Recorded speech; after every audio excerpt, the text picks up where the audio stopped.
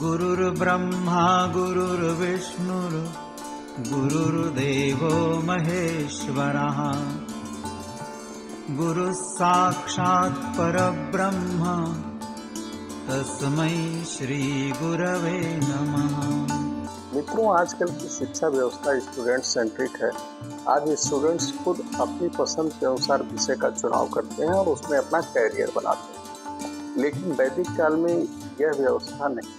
वैदिक काल में जो वैदिक शिक्षा है वो गुरु पर आधारित थी।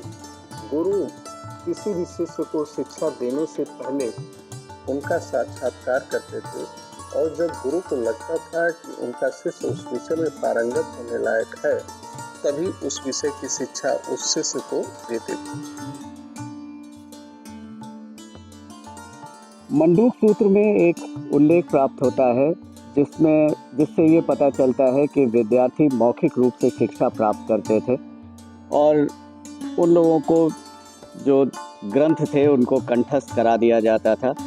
शिक्षा के जो प्रमुख विषय हैं उसमें वेदों के अतिरिक्त इतिहास, पुराण, चिकित्सा शास्त्र, शस्त्र विद्या, ये सब प्रदान की जाती थी। शारीरिक प्रशिक्षण भी प्रदान किया जाता था जिसका प्रयोग वो लोग आगे चलकर अपने आत्मरक्षा के लिए भी कर सकते थे। वैदिक काल में प्रारंभिक स्तर की पाठ्यचर्या में भाषा, व्याकरण, छंदशास्त्र और गणना का सामान्य ज्ञान तथा सामाजिक व्यवहार एवं धार्मिक क्रियाओं के प्रशिक्षण को स्थान प्राप्त था। उत्तर वैदिक काल में उसमें नीति प्रधान कहानियों को और जोर दिया गया। जो लोग अपने बच्चों को उच्च शिक्षा हेतु गुरुकुलों में प्रवेश दिलाना चाहते थे वे उन्हें संस्कृत भाषा और उसके व्याकरण का अपेक्षाकृत अधिक ज्ञान कराते थे। इस काल में उच्च स्तर पर संस्कृत भाषा और उसके व्याकरण तथा धर्म एवं नीतिशास्त्र की शिक्षा अनिवार्य रूप से दी जाती थी। प्रारंभिक साहित्य के विभिन्न ग्रंथों कर्मकांड, ज्योतिर्विज्ञान, आयुर्विज्ञान, सैनिक शिक्षा, कृषि, पशुपालन, कला कौशल, राजनीति शास्त्र, भूगर्भ शास्त्र और प्राणिशास्त्र की शिक्षा ऐच्छिक थी। उत्तर वैदिक काल में उच्च शिक्षा की इस पाठ्यचर्या में अनेक अन्य विषय सम्मिलित किए गए जैसे इतिहास, पुराण, नक्षत्र विद्या, न्यायशास्त्र, अर्थशास्त्र, देव विद्या, ब्रह्म विद्या और भूत विद्या। इसे विशिष्ट शिक्षा की संज्ञा दी जा सकती है। शिष्य इनमें से अपनी रुचि के अनुसार किसी भी विषय का अध्ययन करने के लिए स्वतंत्र थे। इसके अंतर्गत भाषा, व्याकरण, अंकशास्त्र, कृषि, पशुपालन, कला, संगीत एवं नृत्य, कौशल, कताई, बुनाई, रंगाई, काष्ठ कार्य, धातु कार्य एवं शिल्प, अर्थशास्त्र, राजनीति शास्त्र, भूगर्भ शास्त्र, प्राणिशास्त्र, सर्प विद्या, तर्कशास्त्र, ज्योतिर्विज्ञान, आयुर्विज्ञान एवं सैनिक शिक्षा का अध्ययन और व्यायाम, गुरुकुल व्यवस्था एवं गुरु सेवा की क्रियाएं सम्मिलित थी। अपरा विद्या में भौतिक ज्ञान की समस्त नीतियां सुरक्षित है। इसके अध्येता के लिए ही समाज का विकसित रूप है। समाज की समस्त सामाजिक व्यवस्थाएं अपरा विद्याभ्यासी की व्यक्तित्व के विकास और उत्कर्ष के लिए ही पोषक तत्व मानी गई है। इसीलिए कर्म की प्रवृत्ति को भी धर्म मूलक समझा गया है। परा विद्या को ब्रह्म प्राप्ति का साधन माना गया है, पर विद्या के जिज्ञासु को भौतिक वस्तुओं से सदैव पृथक करते हुए आत्मचिंतन में ही एकांत निष्ठा के साथ कालीन रहने का आदेश दिया गया है। क्योंकि ब्रह्म तत्व प्रवचन, प्रतिभा तथा श्रवण से ज्ञात नहीं होता। परा विद्या ब्रह्मा विद्या की द्योतक थी और यह समस्त विधाओं में श्रेष्ठ है। इस विद्या के अध्ययन से ही उपनिषद में वर्णित ब्रह्म की प्राप्ति संभव थी। आत्मा को परमात्मा से मिलाने वाली होने से ही इसको श्रेष्ठ संज्ञा प्रदान की गई थी।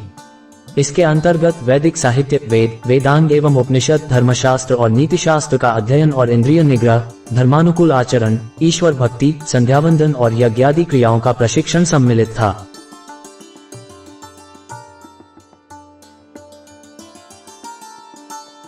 भारतीय अध्यापन पद्धति का आधार मनोवैज्ञानिक था। ऋग्वैदिक काल में मंत्रों की सुरक्षा के लिए ऋषियों ने विशेष रूप से मौखिक तथा चिंतन रूप दो अध्यापन विधियों को प्राश्रय दिया था। प्रथम के द्वारा मंत्रों के उपाय स्वरूप का अपवर्तित रूप में संरक्षण किया जाता था और द्वितीय विधि के द्वारा उन मंत्रों के अर्थों की सुरक्षा की जाती थी। शुद्ध उच्चारण के लिए वर्ण उच्चारण शिक्षा तथा व्याकरण की भी शिक्षा छात्र को अनिवार्य रूप से दी जाती थी। वैदिक काल में शुद्ध उच्चारण का विशेष महत्व था। स्वर विज्ञान के संरक्षण के लिए ही उपयुक्त व्यवस्था थी। वैदिक काल में प्रायः प्रश्नोत्तर, शंका समाधान, व्याख्यान और वाद विवाद द्वारा होता था। उपनिषदकारों ने शिक्षण की एक बहुत प्रभावी विधि का विकास किया था जिसे श्रवण, मनन और निदिध्यासन विधि कहते हैं। साफ जाहिर है कि उस समय उपरोक्त सब विधियों का प्रयोग कुछ अपने ढंग से होता था, अतः यहाँ इनके प्राचीन रूप को स्पष्ट करना आवश्यक है। ऋग्वैदिक कालीन शिक्षा श्रवण, मनन, निदिध्यासन तीनों मनोवैज्ञानिक शिक्षा प्रणाली का उत्तर वैदिक कालीन अध्यापन प्रणाली में प्रचलन था। शिष्य श्रवण द्वारा श्रद्धापूर्वक गुरु के वचन को सुनता था, मनन के द्वारा उनके वचन का बौद्धिक विश्लेषण करता था तथा निदिध्यासन के द्वारा विचार किए गए अर्थ की अनुभूति करता था। शिक्षक या गुरु का महत्व छात्र के मार्गदर्शन के कारण ही थी।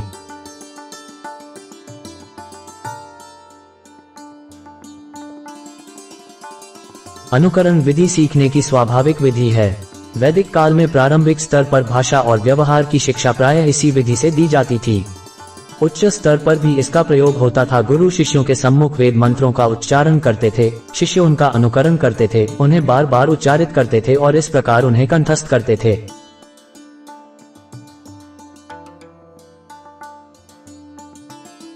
वैदिक काल में शिष्यों को व्याकरण का कोई नियम अथवा वेदों का कोई मंत्र कंठस्थ कराने के बाद गुरु उसकी व्याख्या करते थे, उसका अर्थ एवं भाव स्पष्ट करते थे और उसके अर्थ एवं भाव को स्पष्ट करने के लिए उपमा, रूपक और दृष्टांतों का प्रयोग करते थे।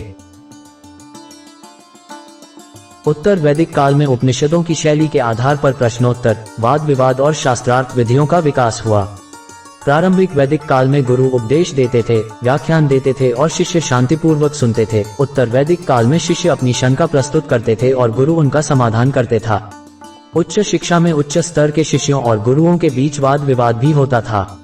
अति गूढ़ विषयों पर चर्चा हेतु अधिकारी विद्वानों के सम्मेलन भी बुलाए जाते थे, उनके बीच शास्त्रार्थ होता था। शिष्य इस सब को सुनते थे और अपने तत्संबंधी ज्ञान में वृद्धि करते थे। वैदिक काल में कृषि, पशुपालन, कला कौशल, सैन्य शिक्षा और आयुर्विज्ञान आदि क्रिया प्रधान विषयों की शिक्षा कथन, प्रदर्शन और अभ्यास विधि से दी जाती थी। गुरु सर्वप्रथम सिखाए जाने वाली क्रिया के संपादन की विधि बताते थे और फिर उसे स्वयं करके दिखाते थे। तत्पश्चात शिष्य उनका अनुकरण कर यथा क्रिया का अभ्यास करते थे और धीरे धीरे उसमें दक्षता प्राप्त करते थे। उत्तर वैदिक काल में तर्कशास्त्र जैसे गूढ़ विषयों के शिक्षण हेतु तर्क विधि का विकास हुआ। उस समय इस विधि के 5 पद थे: प्रतिज्ञा, हेतु, उदाहरण, अनुपयोग और निगमन। प्रारंभिक वैदिक काल में अनुशासन से तात्पर्य शारीरिक, मानसिक और आत्मिक संयम से लिया जाता था। उस काल में शारीरिक संयम से तात्पर्य था ब्रह्मचर्य व्रत का पालन, श्रृंगार न करना, सुगंधित पदार्थों का प्रयोग न करना, नृत्य एवं संगीत में आनंद न लेना, मादक पदार्थों का सेवन न करना, जुआ न खेलना, गाय न मारना, झूठ न बोलना और चुगली न करना। मानसिक संयम से तात्पर्य था इंद्रिय निग्रह, सत्य, अहिंसा, अस्तेय, अपरिग्रह और ब्रह्मचर्य का पालन और काम, क्रोध, लोभ, मोह और मद से दूर रहना। और आत्मिक संयम से तात्पर्य था आत्मा के स्वरूप को पहचानना, सब में एक आत्म भाव देखना और सबके कल्याण के लिए कार्य करना। इस काल में स्वानुशासन एवं प्रभावात्मक अनुशासन महत्वपूर्ण था। छात्र अपने गुरु के आचरण को आदर्श मानते हुए प्रभावात्मक अनुशासन का अनुकरण करते थे। वैदिक काल में अति विद्वान, ब्रह्मज्ञानी, स्वाध्यायी, धर्मपरायण और सच्चरित्र व्यक्ति ही गुरु हो सकते थे। ये अति ज्ञानी के साथ साथ अति संयमी भी होते थे। उस समय इन्हें समाज में सर्वोच्च स्थान प्राप्त था। ये देव रूप में प्रतिष्ठित थे। इन्हें धियावसु, जिसकी बुद्धि ही धन है, सत्यजन्मा, सत्य को जानने वाला और विश्ववेदा, सर्वज्ञ आदि विशेषणों से संबोधित किया जाता था। ये अपने गुरुकुलों के पूर्ण स्वामी होते थे, पर पूर्ण स्वामित्व के साथ पूर्ण उत्तरदायित्व जुड़ा था। ये अपने गुरुकुलों की संपूर्ण व्यवस्था के लिए उत्तरदायी होते थे। ये अपने शिष्यों के आवास, भोजन एवं वखादी की व्यवस्था करते थे, उनके स्वास्थ्य की देखभाल करते थे और उनके सर्वांगीण विकास के लिए प्रयत्न करते थे। वैदिक काल में गुरु और शिष्यों के बीच बहुत मधुर संबंध थे। गुरु शिष्यों को पुत्रवत मानते थे और शिष्य गुरुओं को पितातुल्य मानते थे। वैदिक काल में गुरुकुलों की व्यवस्था गुरु और शिष्य दोनों संयुक्त रूप से करते थे। वैदिक काल में गुरु शिष्यों के प्रति पूर्ण रूप से उत्तरदायी होते थे। वे शिष्यों के आवास, भोजन एवं वस्त्रादि की व्यवस्था करते थे। उनके अस्वस्थ होने पर उपचार की व्यवस्था करते थे। शिष्यों के सर्वांगीण विकास हेतु सन्नद्ध रहते थे। वैदिक काल में शिष्य गुरुओं के प्रति पूर्ण रूप से समर्पित होते थे। वैदिक काल में आज की तरह की परीक्षाएं नहीं होती थीं। सर्वप्रथम तो गुरु ही मौखिक रूप से प्रश्न पूछकर यह निर्णय करते थे कि किसी शिष्य ने यथा ज्ञान प्राप्त कर लिया है अथवा नहीं। इसके बाद उन्हें विद्वानों की सभा में उपस्थित किया जाता था। ये विद्वान इन छात्रों से प्रश्न पूछते थे और संतुष्ट होने पर उन्हें सफल घोषित करते थे। वैदिक काल में सफल छात्रों को कोई प्रमाण पत्र नहीं दिए जाते थे, उनकी योग्यता ही उनका प्रमाण पत्र होती थी। परंतु जो छात्र गुरुकुलों का 12 वर्षीय सामान्य पाठ्यक्रम अथवा किसी एक वेद का अध्ययन पूरा कर लेते थे उन्हें स्नातक, जो 24 वर्षीय पाठ्यक्रम किन्हीं 2 वेदों का अध्ययन पूरा कर लेते थे उन्हें वसु, जो 36 वर्षीय पाठ्यक्रम किन्हीं 3 वेदों का अध्ययन पूरा कर लेते थे उन्हें रुद्र, और जो 48 वर्षीय पाठ्यक्रम 4 वेदों का अध्ययन पूरा कर लेते थे उन्हें आदित्य कहा जाता था। एक बड़ा रोचक विषय है स्त्रियों की शिक्षा को लेकर कि वैदिक काल में स्त्रियों की शिक्षा की क्या स्थिति थी। तो यहाँ पर हम लोगों को कई शिक्षित महिलाओं के उल्लेख प्राप्त होते हैं वैदिक साहित्य में। ये केवल शिक्षित ही नहीं थी, बल्कि जैसे ऋषि मंत्रों के दृष्टा के रूप में हम लोगों को वैदिक साहित्य में प्राप्त होते हैं। तो इनमें से कुछ ऋषिकाएँ भी ऐसी थी जो वैदिक ऋचाओं की दृष्टा थी। इनमें अपाला, विश्ववारा, घोषा, मैत्रेयी, वचकनवी, इन सब के उल्लेख प्राप्त होते हैं। लेकिन जब हम लोग इसको देखते हैं, हम लोग ये थोड़ा महिमा मंडित करने का भी प्रयास करते हैं कि वैदिक काल में बड़ी स्त्रियों की शिक्षा को लेकर बहुत आदर्श स्थिति थी। लेकिन अगर ऋषियों के साथ ऋषिकाओं की संख्या की तुलना की जाए तो उसमें ऋषियों की संख्या तो 100 के ऊपर निकल जाती है और ऋषिकाओं की संख्या को आप लोग हाथ की 10 उंगलियों में गिन सकते हैं। शायद 10 उंगलियां भी अधिक पड़ जाएंगी उनको गिनने के लिए। तो एक बार विचार करने की ये आवश्यकता अवश्य है कि क्या जितना हम लोग स्त्रियों की शिक्षा को लेकर बखान कर रहे हैं कि बहुत अच्छी स्थिति है, क्या वास्तव में वैसी स्थिति रही होगी, या इसके ऊपर एक विचार कर सकते हैं कि अगर अंग्रेजी में बोले तो were women the absent presence in the Vedic period and in the Vedic education system। इसके बारे में थोड़ा सा विचार करने की हम लोगों को आवश्यकता है। वैदिक काल में गुरुकुलों में शिष्यों से किसी भी प्रकार का शुल्क नहीं लिया जाता था। उस समय शिष्यों के आवास, भोजन एवं वस्त्रादि की व्यवस्था भी निःशुल्क होती थी। इस व्यय की पूर्ति राजा एवं धनी लोगों से प्राप्त दान, भिक्षाटन और गुरु दक्षिणा द्वारा होती थी। वैदिक काल में छात्रों से यह अपेक्षा की जाती थी कि वे गुरुकुल शिक्षा पूरी करने के बाद भी स्वाध्याय में कभी आलस्य न करें। उस काल में लोग जीवन में अन्य कार्यों के संपादन के साथ साथ निरंतर ज्ञानार्जन करते थे। गृहस्थाश्रम के बाद वानप्रस्थाश्रम में प्रवेश करने के बाद तो लोग अध्ययन और चिंतन ही किया करते थे और समाज को अपने अध्ययन एवं अनुभवों से लाभ पहुंचाया करते थे। वैदिक काल में शिक्षा के उद्देश्य अति व्यापक थे। उस काल में शिक्षा द्वारा मनुष्यों का शारीरिक एवं मानसिक विकास किया जाता था। उन्हें सामाजिक एवं राष्ट्रीय कर्तव्यों का बोध कराया जाता था। उनका नैतिक एवं चारित्रिक विकास किया जाता था। उन्हें कर्म व्यवसाय की शिक्षा दी जाती थी और इस सब के साथ साथ उनका आध्यात्मिक विकास किया जाता था। ये बात अवश्य है कि उस समय सर्वाधिक बल ज्ञान के विकास, चरित्र निर्माण और आध्यात्मिक विकास पर दिया जाता था। वैदिक काल में मनुष्य के शारीरिक, सामाजिक और आध्यात्मिक तीनों पक्षों के विकास पर बल दिया जाता था और इन उद्देश्यों की प्राप्ति के लिए पाठ्यचर्या में अपरा भौतिक एवं परा आध्यात्मिक दोनों प्रकार के विषयों एवं क्रियाओं को स्थान दिया जाता था। उस समय सर्वाधिक बल भाषा, साहित्य, धर्म, दर्शन और नीतिशास्त्र की शिक्षा पर दिया जाता था और ये उस समय गुरुकुलीय शिक्षा के अनिवार्य विषय थे। हमारे देश में उच्च शिक्षा के क्षेत्र में विशिष्टीकरण का शुभारंभ वैदिक काल में ही हो गया था। प्रारंभिक वैदिक काल में तो यह विशिष्टीकरण छात्रों की योग्यता के आधार पर होता था, परंतु उत्तर वैदिक काल में ये छात्रों के वर्ण के आधार पर होने लगा था। वैदिक काल में गुरुओं ने शिक्षण की अनेक उत्तम विधियों अनुकरण, व्याख्यान, प्रश्नोत्तर, विचार विमर्श, श्रवण मनन निधिध्यासन, तर्क, प्रयोग एवं अभ्यास, नाटक और कहानी का विकास किया था। उस काल में शिक्षण को रोचक और प्रभावी बनाने पर विशेष बल दिया जाता था।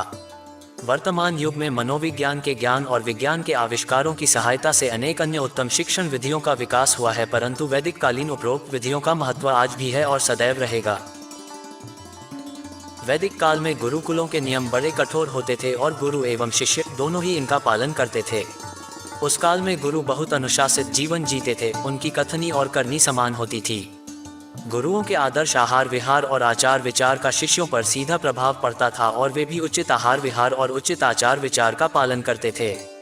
गुरु और शिष्य दोनों सादा और अनुशासित जीवन जीते थे। वैदिक काल में गुरु शिष्यों के बीच बहुत मधुर संबंध थे। ऊपर से प्रेम बरसता था और नीचे से श्रद्धा उमड़ती थी।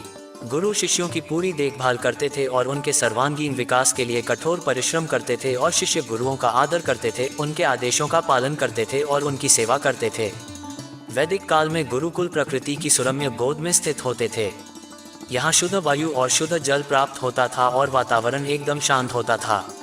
इन गुरुकुलों की दूसरी विशेषता थी संस्कार प्रधान जीवन पद्धति। इनमें प्रवेश के समय बच्चों का उपनयन संस्कार होता था। इस संस्कार से बच्चों की मानसिक स्थिति में परिवर्तन होता था। वे ब्रह्मचर्य जीवन को सहज में स्वीकार करते थे और संयमित जीवन जीते थे। नियतिम रूप से धार्मिक कृत्यों यज्ञादि के संपादन से उनमें उच्च संस्कारों का निर्माण होता था। शिक्षा पूरी होने पर समावर्तन समारोह होता था। इस समारोह में गुरु शिष्यों को गृहस्थ जीवन में प्रवेश करने की आज्ञा देते थे और उन्हें कर्तव्य पालन का उपदेश देते थे। ये पूरी तरह आचार्य पर निर्भर था कि वह शिष्य को अपने पास आए हुए शिष्य की परीक्षा लेकर के उसको यथा योग्य विद्या का उसको दान करे। ये आचार्य की निष्ठा और आचार्य अपने शिष्य की निष्ठा और उसकी श्रद्धा और भक्ति और योग्यता को देख करके उसमें उसे निष्णात बनाता है। हम प्राचीन काल में आरुणि और उद्दालक का उदाहरण देखते हैं। हम याज्ञवल्क्य और उनके शिष्यों का उदाहरण देखते हैं। हम ऋषि विश्वामित्र और उनके शिष्यों के रूप में राम और राम के भाइयों का उदाहरण देखते हैं। फिर अगर महाभारत काल में आते हैं तो द्रोणाचार्य और उनके शिष्यों के रूप में कौरव पांडवों का उल्लेख देखते हैं। महर्षि सांदीपनि के शिष्य के रूप में श्री कृष्ण का उल्लेख देखते हैं। ये सभी शिष्य, जिसको कहते हैं उपनिषदों में आया है कि समित पाणी श्रोत्रियम ब्रह्मनिष्ठम, समित पाणी होकर के, समित पाणी मतलब समिधाएं हाथ में लेकर के अपने गुरुओं के पास पहुंचे और उनसे निवेदन किया कि हमें आप इस विद्या का अध्ययन कराइए। तो गुरुओं ने ऐसा नहीं किया कि बस आए हो तो वो कुछ पढ़ा दिया, नहीं, गुरुओं ने उनकी यथायोग्य परीक्षा ली और परीक्षा लेकर के तब उनको अपनी विद्या सिखाना आरंभ किया। और ये कोई ऐसी डिग्री नहीं थी, कोई उपाधि नहीं थी कि बस आज आपको ये उपाधि दे दी, नहीं, उस विद्या का सतत अभ्यास, निरंतर अभ्यास शिष्य करते रहना शिष्य के लिए अनिवार्य था। और ऐसे भी उल्लेख मिलते हैं और बहुत अर्वाचीन काल तक के उल्लेख मिलते हैं कि आचार्य भ्रमण करते हुए अपने शिष्यों से मिलते थे, जो शिष्य ब्रह्मचर्य अवस्था के बाद गृहस्थ में भी चले जाते थे, और उनसे मिल करके उनसे उस विषय में शास्त्रार्थ करते थे, वाद विवाद करते थे, प्रश्नोत्तर करते थे, और जानते थे कि अगर वो उस विद्या का परिपालन कर रहे हैं तो उनको उस उपाधि से विभूषित रखा जाता था, अन्यथा उस उपाधि को छीन लिया जाता था कि अब तुम इसके योग्य नहीं हो।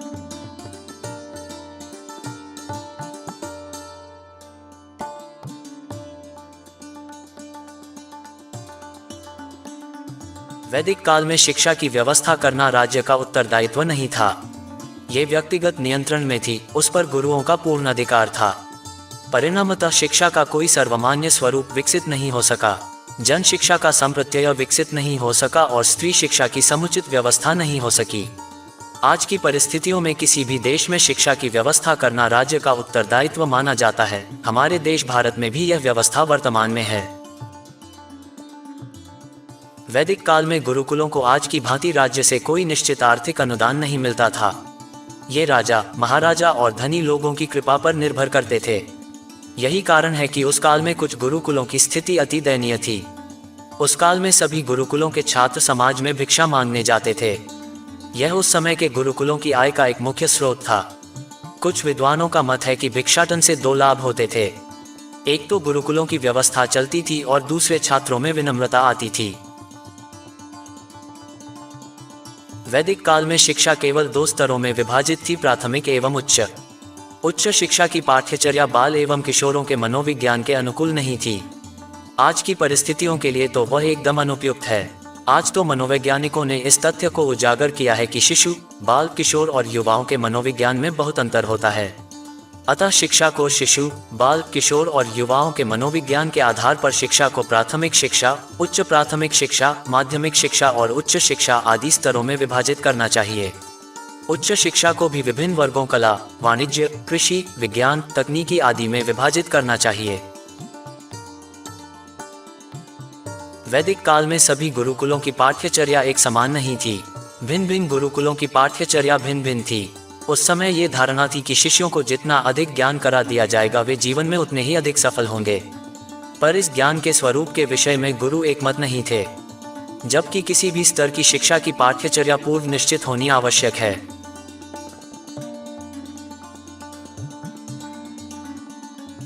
वैदिक काल में मुद्रण कला का विकास नहीं हुआ था, अतः समस्त ज्ञान स्मरण द्वारा सुरक्षित रखा जाता था।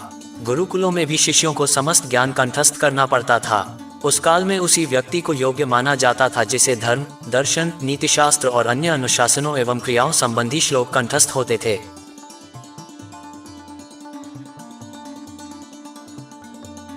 प्रारंभिक वैदिक काल में अनुशासन से तात्पर्य शारीरिक, मानसिक और आत्मिक तीनों प्रकार के संयम से लिया जाता था। इसकी प्राप्ति के लिए गुरु और शिष्य दोनों बहुत संयम का पालन करते थे। अपने आहार विहार और आचार विचार पर नियंत्रण रखते थे और धर्म और नीति के अनुसार आचरण करते थे। उत्तर वैदिक काल में गुरु के आदेशों और गुरुकुलों के नियमों के पालन को ही अनुशासन माना जाने लगा। तब शिष्यों को गुरु के आदेशों और गुरुकुलों के नियमों का कठोरता से पालन करना होता था।